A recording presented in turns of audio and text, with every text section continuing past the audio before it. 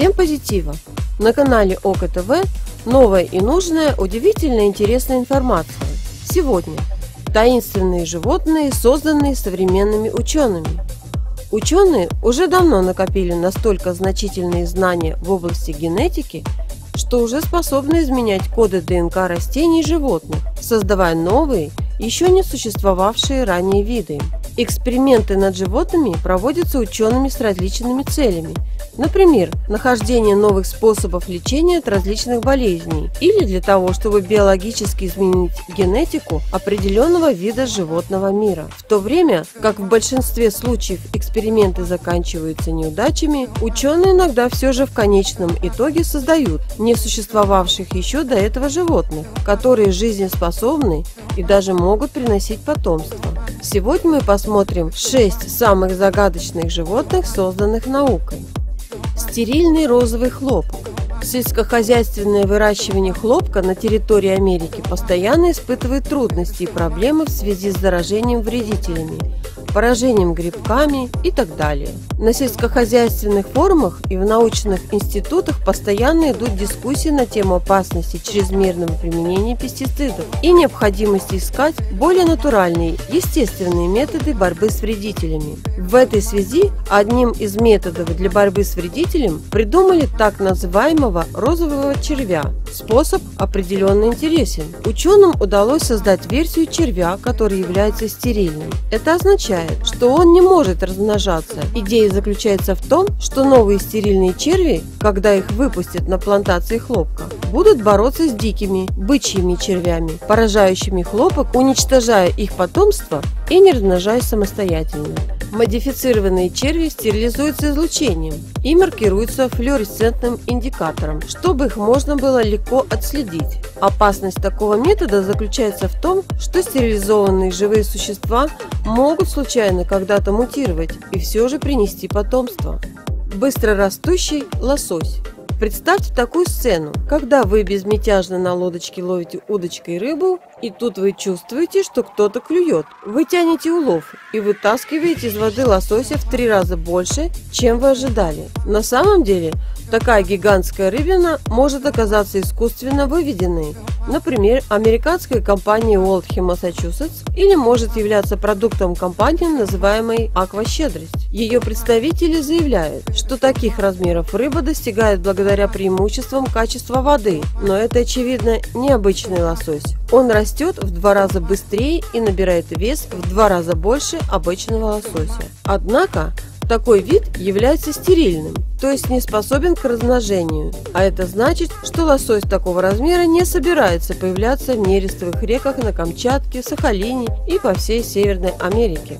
Свиньи Попей. При создании гибридных животных и растений ученые, очевидно, должны быть чрезвычайно осторожны и не должны совмещать вместе ДНК животных и растений.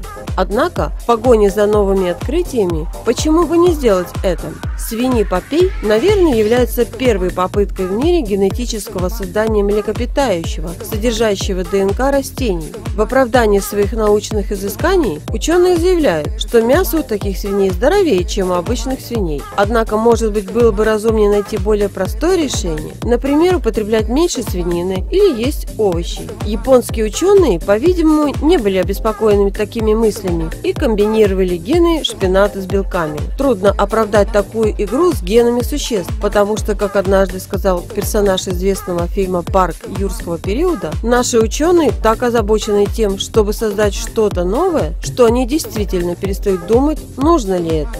Мы надеемся, что японские ученые сейчас не в нескольких шагах от атаки динозавров. Мутантная рыба на Карибских островах.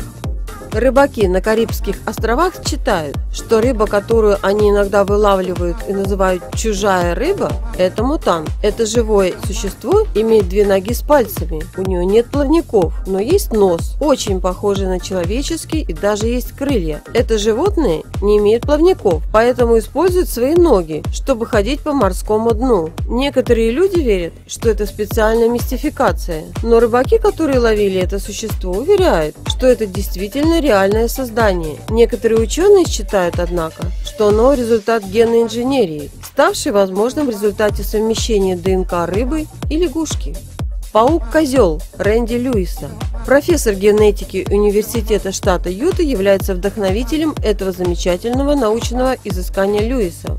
Он исследовал паутину шелкового паука и установил, что его нить в 5 раз сильнее, чем сталь, и ее можно было бы использовать для различных целей, от изготовления брони до медицинских бинтов. Проблема заключается в том, что эти пауки очень маленькие и не дают большого количества паутины.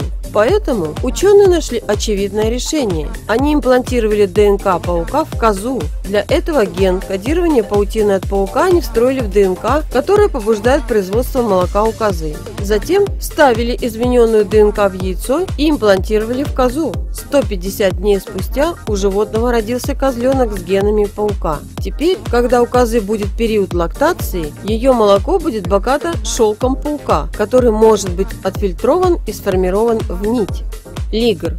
Лигров сознательно разводят в неволе, и, как известно, растут они очень быстро, однако подвержены различным заболеваниям и осложнениям. Этих животных считают самыми большими кошками в мире. Крупнейшая из них – это геркулес, который весит более чем 410 килограммов.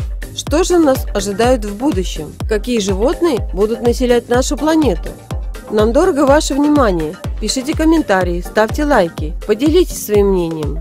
Будьте в курсе всего интересного, подписывайтесь на канал ОК ТВ.